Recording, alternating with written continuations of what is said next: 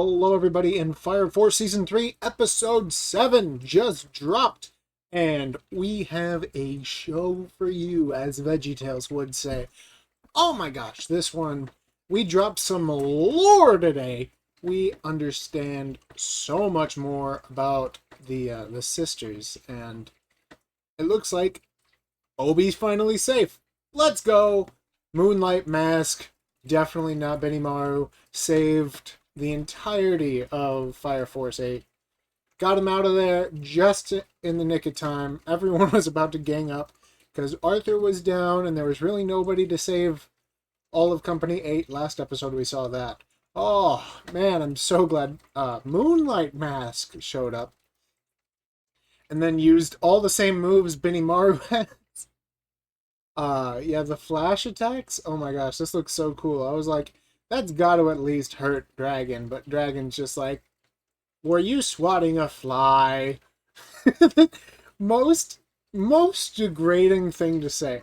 If Nux was still doing biggest flexes in anime, this would be one of them. This was a huge flex. Dragon was literally like, was that how you get rid of a bug?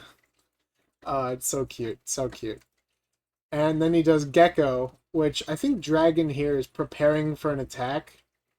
But it's literally just to vanish. He just uses it to get away. So they get back to their basically their version of like Osaka. I forget what they call it, but it's like a rundown, olden time kind of place.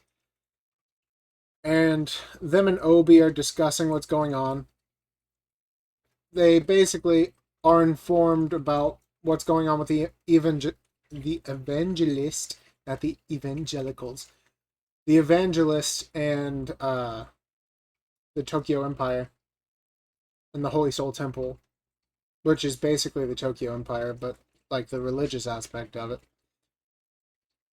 How they're teaming up, and they're gonna blame the death of the first captain on Shinra, which they do, and we learn that through the funeral service that's held at the first, which, can I just say, still a gorgeous building.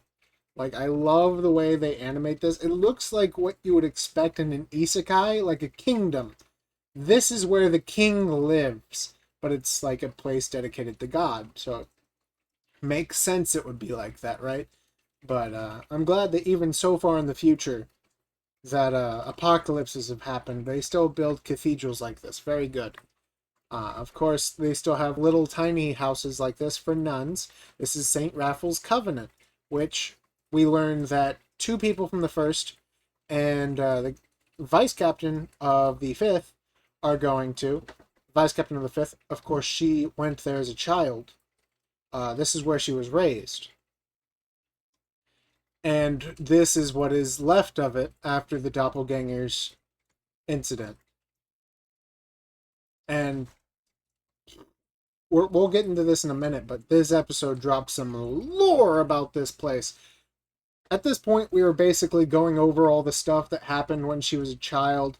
The summary of like how this place was managed, maintenance, that the nuns were like growing the crops and they grew the flowers, and then they named the children after flowers. And then they said bugs and flowers go together just so well, don't they? That's cute. That's cute. Then there's this guy. Just thought I'd leave him in here as like a pin of shame. This guy, shame on him. Shame. How dare he be such a weirdo.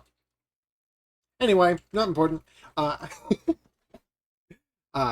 We get a flashback of these adorable versions of our friends here with the two sisters. Well, of course, she's not a sister anymore, but vice captain, you understand. So basically, this is before the big incident where almost everyone but them died, and they were going to find bees because they're the flowers. Then they go find the beehive. Funny, ha ha. They don't actually make the flower joke, but I make the flower joke. Deal with it. They find out that there's a hidden passageway underneath, like, this holy statue where they give offerings. And there's 8 pillars under the ground, which is the same number as the 8 pillars that they want Shinra to be a part of. Strangely enough. Very strange. Also, they said something about all of the pillars being in the same place earlier this episode. I don't know what that means. Maybe there was some kind of ritual they needed all 8 to be in the same place. And maybe that's why we got the Infernal to come forth. Maybe. I don't know. Maybe what killed Captain Burns is the fact that all of the pillars were in the same place. Who knows? But she comes down here along with the other 2 from the first division, which showed up behind her unexplainably. Other than the fact that her lookout sucks. Again, shame. Shame. But she ends up down here, and now she's flipping through pages. She's putting 2 and 2 together. She's realizing the nuns, the sisters that were in charge of this place, were in contact with the evangelist people and were literally raising these girls to become infernals. That's why the doppelganger incident happened.